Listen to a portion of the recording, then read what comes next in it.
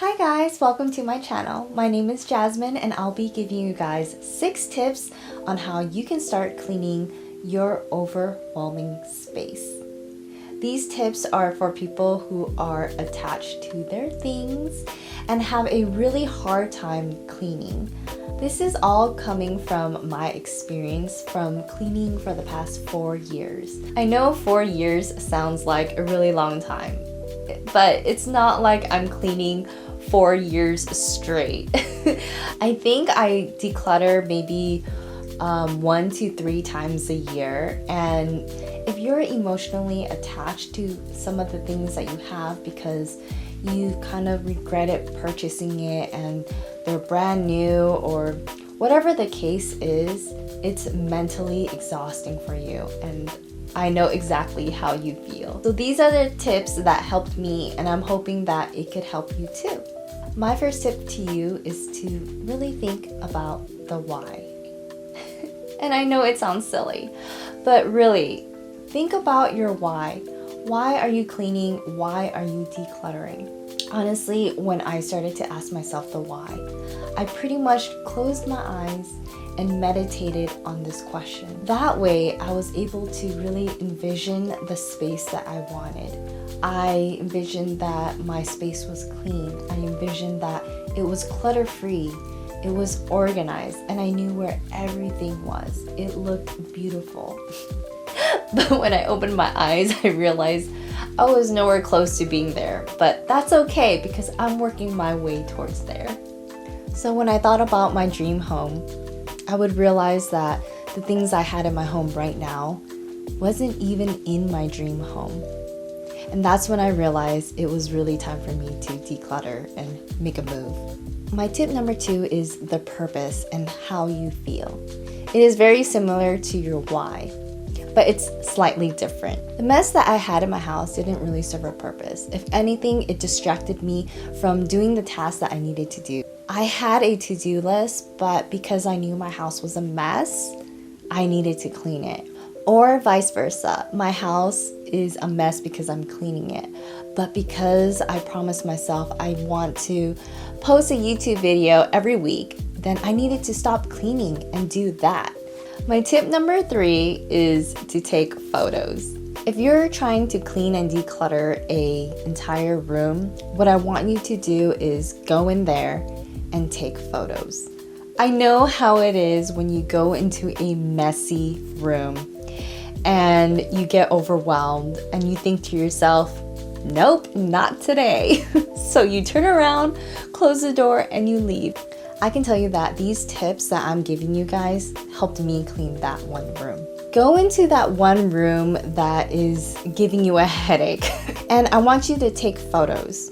I don't want you to take photos of each specific thing. What I want you to do is just take photos of that pile.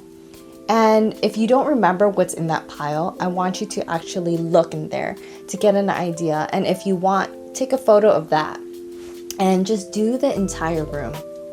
That's it. I don't want you to do anything else. Take the photos and leave. This is an exercise that I want you to do because when you take these photos and look at these pictures, that's when you can start thinking, do I really need this? Do I want to keep this? Can I throw this away? When you're making those decisions, that's when you can start thinking about how much you can sell the item for. And that leads to my 4th tip. My 4th tip for you is to set rules for your sell items. Selling items takes a lot of time. Whether you're selling it online or in person, you have to take the picture, inspect the item, write down the description, and you need to post it online. All of that takes a lot of time. Then you will have to figure out if you're meeting the person up or if you're going to be shipping the item, which takes a little longer as well because then you're gonna have to get a box to fit all those items, package it correctly so it doesn't break, and you have to go to the post office or purchase a postage online by weighing your package and figuring out how much you actually need to pay for that. And you also have to purchase a tracking number. And depending on how much the item is, you may want to purchase an insurance for that package just in case it gets lost or stolen.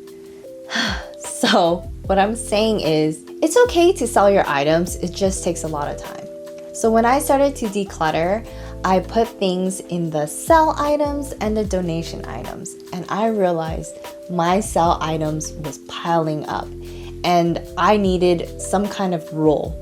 If I can sell the item for more than $30 or maybe $25, to me, I feel like it is worth selling, because taking photos, writing the description, and all of those things that I need to do, I can do it less than an hour. So I want you guys to really think about, is it worth selling your things? And if it doesn't really matter to you and you just need that extra cash, just do it. Just realize that it does take time and you need to dedicate that time to do all of those things. My tip number 5 is to create a system. I truly believe that planning is such a huge task that everyone should take, whether it's planning for a trip, planning for an event, or just trying to get things done.